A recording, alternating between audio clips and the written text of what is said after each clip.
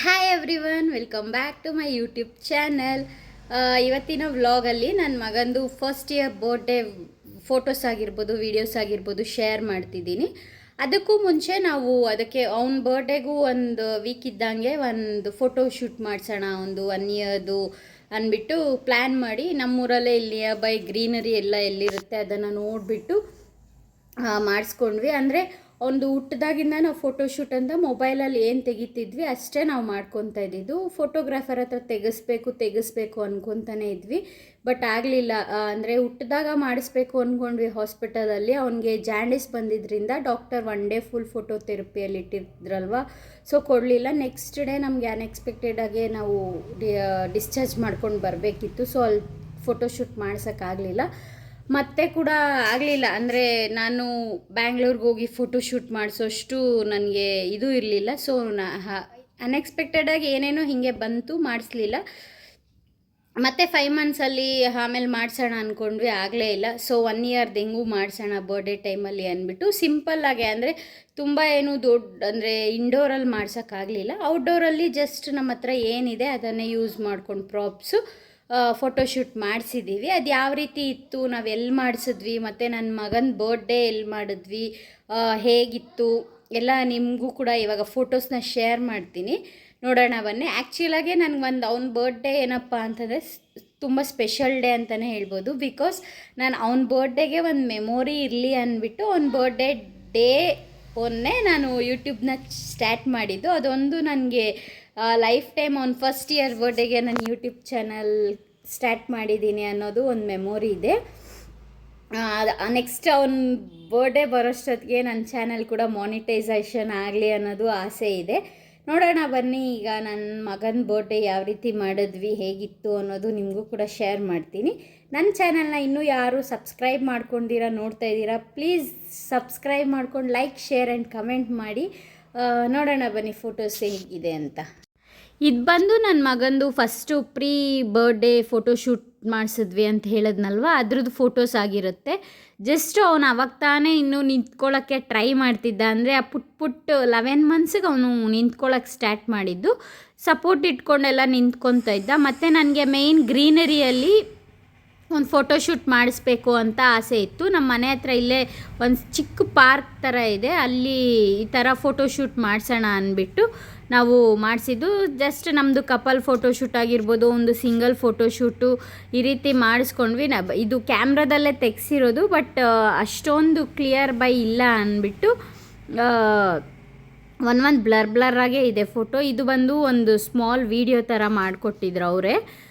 ಇದು ತುಂಬ ಅಂದರೆ ಸಾಂಗ್ ಇದಕ್ಕಿದೆ, ಬಟ್ ಸಾಂಗ್ ಹಾಕಿದ್ರೆ ಕಾಪಿರೈಟ್ಸ್ ಆಗುತ್ತೆ ಅಂದ್ಬಿಟ್ಟು ನಾನು ಯಾವುದೇ ರೀತಿ ಏನಂತಾರೆ ಸಾಂಗ್ನ ಆ್ಯಡ್ ಮಾಡಿಲ್ಲ. ಈ ಡ್ರೆಸ್ ಬಂದು ನನ್ನ ಹಸ್ಬೆಂಡ್ ಅವನಿಗೆ ಅಮೆಝಾನಲ್ಲಿ ಬುಕ್ ಮಾಡಿದ್ದು. ಇದು ಫುಲ್ ಸೆಟ್ ಬಂದಿತ್ತು. ಅವನದು ಮೊನ್ನೆ ಯಾರೋ ಕಾಮೆಂಟ್ ಬಾಕ್ಸಲ್ಲಿ ಕೂಡ ಕೇಳಿದ್ರಿ ಮಗುದು ಡ್ರೆಸ್ಸಸ್ ಲಿಂಕ್ ಶೇರ್ ಮಾಡಿ ಅಂತ. ಸೊ ನಾನು ಲಿಂಕ್ ಅಂತ ಶೇರ್ ಮಾಡೋಕ್ಕೆ ಅದೆಲ್ಲ ನನ್ನ ಹಸ್ಬೆಂಡ್ ಒಂದೊಂದು ಆಫ್ಲೈನಲ್ಲಿ ತಂದಿರ್ತಾರೆ, ಒಂದೊಂದು ಆನ್ಲೈನಲ್ಲಿ ತಂದಿರ್ತಾರೆ. ಸೊ ಸಿಕ್ಕಿದ್ರೆ ನಾನು ಯಾವ ಡ್ರೆಸ್ ಬೇಕು ಅಂತ ಹೇಳಿದ್ರೆ ನೀವು ಅದನ್ನು ಲಿಂಕ್ ಶೇರ್ ಮಾಡ್ತೀನಿ ನಾನು. ಮತ್ತು ನಮ್ಮ ಮನೆಯಲ್ಲಿ ಏನಪ್ಪ ಅಂತಂದರೆ 1 ಇಯರ್ ಬರ್ಡೇಗೆ ಈ ರೀತಿ ಕೂರಿಸಿ ಮಗುನ ಆರತಿ ಎಲ್ಲ ಮಾಡ್ತೀವಿ. ಇನ್ನೊಂದು ನನ್ನ ಮಗನ ಬರ್ಡೇ ಇದ್ದಿದ್ದು ಮಾರ್ಚ್ 14, ಬಟ್ ನಾವು ಅವತ್ತು ಮಾಡಲಿಲ್ಲ, ಮಾರ್ಚ್ 15 ಮಾಡಿದ್ವಿ. ಬಿಕಾಸ್ 1 ಡೇ ಬಿಟ್ಟು ಮಾಡಿದ್ರೆ ಮಗುಗೆ ಆಯುಸ್ ಜಾಸ್ತಿ ಇರುತ್ತೆ ಅಂತ ಹೇಳ್ತಾರೆ. ಸೊ ನಾವು 15 ಮಾಡಿದ್ದು ಅವ್ನ ಬರ್ಡೇ. ಈ ಥರ ನಮ್ಮ ಮನೆ ಸಂಪ್ರದಾಯದಲ್ಲಿ ಅಂದರೆ ಒಂದೊಂದು ಫ್ಯಾಮಿಲಿಯಲ್ಲಿ ಒಂದೊಂದು ಸಂಪ್ರದಾಯ ಇರುತ್ತೆ. ಮಗುಗೆ ಈ ರೀತಿ ಕೂರಿಸಿ ಕುಂಕುಮ ಇಟ್ಟು ಆರತಿ ಮಾಡಿದ್ರೆ ಚೆನ್ನಾಗಿರ್ತಾರೆ, ಒಳ್ಳೆ ಆರೋಗ್ಯ ಆಯುಷ್ ಕೊಡ್ತಾರೆ ಅಂತ ಇದು ನಮ್ಮನೆ ಕಲ್ಚರ್ ಅಂತಲೇ ಹೇಳ್ಬೋದು. ಸೊ ಆ ರೀತಿ ನಾವು 14th ಈವ್ನಿಂಗ್ ಈ ಥರ ಕೂರಿಸಿ ಜಸ್ಟ್ ಸಿಂಪಲ್ಲಾಗೆ ಆರತಿ ಎಲ್ಲ ಮುಗಿಸ್ಕೊಂಡ್ವಿ. ಮತ್ತು ಅವನು ತುಂಬಾ ಗಲಾಟೆ ಮಾಡ್ತಾಯಿದ್ದ. ಪಕ್ಕದಲ್ಲಿ ಅವರಪ್ಪ ಸಾಂಗ್ ಎಲ್ಲ ಹಾಕ್ಕೊಟ್ಟು ಮೊಬೈಲಲ್ಲಿ ಡ್ಯಾನ್ಸ್ ಎಲ್ಲ ಮಾಡೋ ಥರ ಇದೆಲ್ಲ ಮಾಡ್ತಾಯಿದ್ರು. ಅವತ್ತಿನ ಡೇ ಆಗಿತ್ತು. ಮತ್ತು 15th ನಾವು ಈವ್ನಿಂಗ್ ಅವ್ನ ಬರ್ಡೇ ಸೆಲೆಬ್ರೇಟ್ ಮಾಡಿದ್ದು. ಇಲ್ಲಿ ನಮ್ಮ ಮನೆ ಪಕ್ಕ ಸ್ವಲ್ಪ ಜಾಗ ಕೂಡ ಇತ್ತು, ಅಲ್ಲೇ ಪೆಂಡಲ್ ಥರ ಎಲ್ಲ ಹಾಕಿಸಿ ಈ ರೀತಿ ಡೆಕೋರೇಷನ್ ಎಲ್ಲ ಮಾಡಿಸಿದ್ವಿ. ಈ ಡೆಕೋರೇಷನ್ ಬಂದು ನಮ್ಮೂರವರೇ ಮಾಡಿಕೊಟ್ಟಿದ್ದು. ಅವ್ರದ್ದು ಪೇಜ್ ಅಂತ ಏನು ಇನ್ಸ್ಟಾಗ್ರಾಮಲ್ಲಿ ಇಲ್ಲ, ಇದ್ದಿದ್ರೆ ನಾನು ಶೇರ್ ಮಾಡ್ತಿದ್ದೆ. ಈ ಡೆಕೋರೇಷನ್ಗೆ ನಮಗೆ ಕಾಸ್ಟ್ ಬಂದು 7000 ಸಮಥಿಂಗ್ ತೊಗೊಂಡ್ರು. ಮತ್ತು ಒಂದು ಸ್ಟಾರ್ಟಿಂಗಲ್ಲಿ ವೆಲ್ಕಮ್ ಬೋರ್ಡ್ ಸೇರಿ ಎಲ್ಲ ಇನ್ಕ್ಲೂಡ್ ಆಗಿಯೇ ಅವರು ನಮಗೆ ಈ ಡೆಕೋರೇಷನ್ ಮಾಡಿಕೊಟ್ಟಿದ್ದು. ಇದು ಬಂದು ನನ್ನೊಂದು ಸಿಂಪಲ್ ಫ್ಯಾಮಿಲಿ ಫೋಟೋ ಕೂಡ ಆಗಿರುತ್ತೆ. ಮತ್ತು ನಾನು ಈ ರೀತಿ ರೆಡಿಯಾಗಿದೆ. ಇದು ಬಂದು ನಾನು ಆಫ್ಲೈನಲ್ಲೇ ಈ ಗೌನ್ನ ಪರ್ಚೇಸ್ ಮಾಡಿದ್ದು. ಅವನದು ಕೂಡ ಆಫ್ಲೈನಲ್ಲೇ ಸೂಟ್ ಕಾಸ್ಟ್ಯೂಮ್ ಅಂದರೆ ಪರ್ಫೆಕ್ಟಾಗಿ ಅದೇ ಕಾಸ್ಟ್ಯೂಮ್ ಅಂತ ನಾವೇನು ಡಿಸೈನ್ ಮಾಡಿಸ್ಲಿಲ್ಲ. ಜಸ್ಟ್ ಯಾವುದಿದೆ ಅದರಲ್ಲೇ ಹಾಕ್ಕೊಂಡು ಮಾಡ್ಕೊಳ್ಳೋಣ ಅಂದ್ಬಿಟ್ಟು ಹಾಗೆ ಮಾಡಿದ್ದು. ಇದು ಬಂದು ನಮ್ಮದು birthday cake cutting photos. Cake ಬಂದು ಚಿಕ್ಕಬಳ್ಳಾಪುರಲ್ಲಿ ಮಾಡಿಸಿರೋದು. ಅವ್ರ ಪೇಜು ಕೂಡ ಇದೆ, ಯಾರಿಗಾದರೂ ಬೇಕಿದ್ದರೆ ಕಮೆಂಟ್ ಬಾಕ್ಸಲ್ಲಿ ಕೇಳಿದರೆ ಅಂದರೆ ನಿಯರ್ ಬೈ ಈ ಸರೌಂಡಿಂಗಲ್ಲಿ ಯಾರಿರುತ್ತೆ ಅವ್ರಿಗೆ ಯೂಸ್ ಆಗುತ್ತೆ ಅಂದ್ಬಿಟ್ಟು ನಾನು ಇದನ್ನು ಹೇಳ್ತಾ ಇದ್ದೀನಿ. ಇದೆಲ್ಲ ಬಂದು ಒಂದು ಫ್ಯಾಮಿಲಿ ಫೋಟೋಸ್ ಆಗಿರುತ್ತೆ. ಒಂದು ಪ್ರೈವಸಿ ಫೋಟೋಸ್ ಕೂಡ ಇರುತ್ತೆ, ನಾನು ಅದನ್ನು ಶೇರ್ ಮಾಡಿಲ್ಲ. ಜಸ್ಟ್ ಫ್ಯೂ ಪಿಕ್ಸ್ ಮಾತ್ರ ನಾನು ಶೇರ್ ಮಾಡಿದ್ದೀನಿ ಅಷ್ಟೇ. ಹಾಗಂತ ಎಲ್ಲರದು ಹಾಕಬಾರ್ದು ಅಂತ ಅಲ್ಲ, ಅವ್ರಿಗೆ ಅಂತ ಸ್ವಲ್ಪ ಜನ ಪ್ರೈವಸಿ ಇರುತ್ತಲ್ಲ, ಸೊ ನಾನು ಎಲ್ಲ ಆ್ಯಡ್ ಮಾಡೋಕ್ಕೆ ಹೋಗಲಿಲ್ಲ. ಅವನು ಫೋಟೋಸ್ ಎಲ್ಲ ತೆಗೆಸ್ಕೊಂಡು ಅವರಪ್ಪ ಅದು ಒಂದು ಎಲ್ಲ ಸಿಲ್ಲಿ ಫೋಟೋಸ್ ಕೂಡ ಆ್ಯಡ್ ಮಾಡಿದ್ದೀನಿ.